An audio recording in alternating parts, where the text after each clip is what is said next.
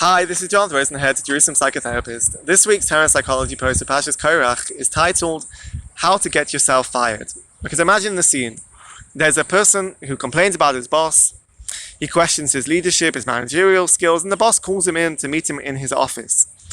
And the person refuses, and he uses harsh language and says, even if you take out my eyes, I will still not come to meet you. You can be pretty sure that this person is going to get fired. And we know that there's often the scene in cartoons where the employee comes to a boss and he's going to get fired and he's standing over the trapdoor that he doesn't see. And the boss is just waiting to pull the lever to lower him down through the trapdoor.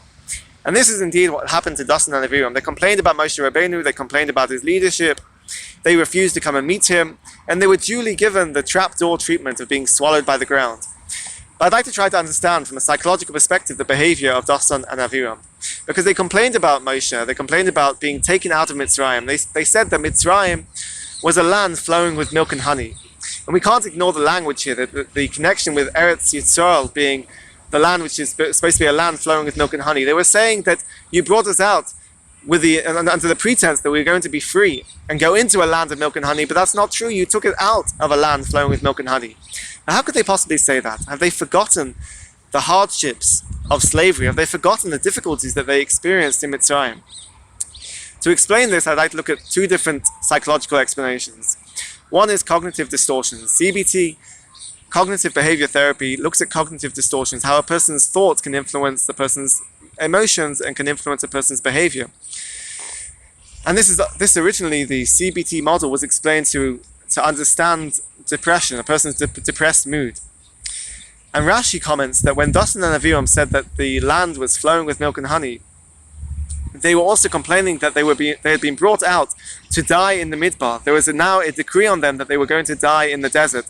So there was a cloud of depression and anger and frustration and uncertainty at this time. And this could lead to a cognitive distortion of perhaps looking at their time in Mitzrayim as being a time when they were living in this utopian existence in a land flowing with milk and honey. And this can be based on different cognitive trappings, such as selective abstraction, where you just focus on one aspect of an experience and you ignore all the rest. So they were focusing on the one aspect that they would, perhaps in Mitzrayim they were alive, they didn't have this decree of death on them, and they were ignoring all the other aspects of the difficulties and the hardships, and they were ignoring the fact that they are now being taken out and were free.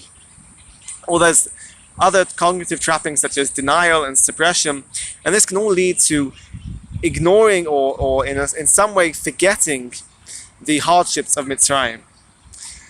And often when a person is depressed, any positive experience is turned into something negative. And indeed the Korach says that when they were sending this message to Moshe Rabbeinu, they were complaining about being taken out of Mitzrayim.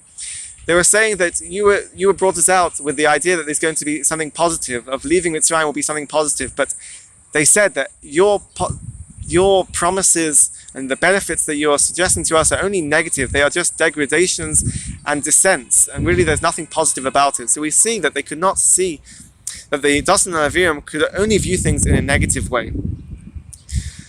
And also there's the psychological understanding of cognitive dissonance. When a person has they are holding two contrasting beliefs or attitudes at the same time, this conflict leads to psychological distress and discomfort. And what a person will try to do is they will try to change their behavior or change an attitude or belief in order to minimize this conflict and this discomfort that they are experiencing. So then perhaps they will try to take on a belief that leads them to side with one belief over the other. And this can bring about a equilibrium and homeostasis within their beliefs. So therefore, when they perhaps Dissonance and Aviram had two contrasting attitudes. They wanted to leave Mitzrayim, they wanted to be free, but they didn't, and they wanted to go into Eretz Yisrael. They didn't agree and didn't want to be led by Moshe Rabbeinu or Aaron HaKohen. They had their belief and attitude of leaving Mitzrayim and going into freedom contrasted and conflicted with their attitude of going against, of being against the leadership of Moshe Rabbeinu. So they had to in order to minimize this conflict and to reduce this discomfort, They had to hold this belief that the Eretz of Mitzrayim being a land flowing with milk and honey. They had to hold this belief in order to minimize the conflict.